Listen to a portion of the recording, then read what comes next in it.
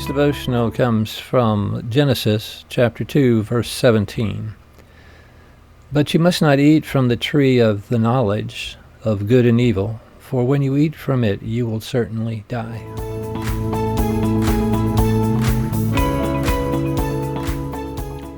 When a person first starts reading the Bible, certain misconceptions are going to arise.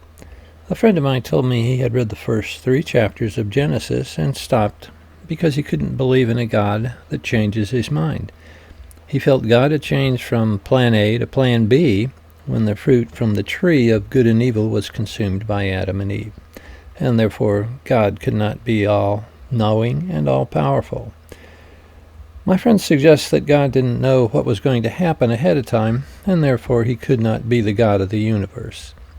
So let's look at that passage. Genesis chapter 2, verse 17 says, "When you eat from the tree," not if you eat from the tree, indicating that God knew that eating the fruit was not a conditional action, but God already knew it would happen. The word when implies certainty that Adam and Eve would eat the fruit. The word when is not used in some versions of the Bible, but the context is the same. Therefore, there really is no change in the game plan since God already knew that Adam and Eve would disobey.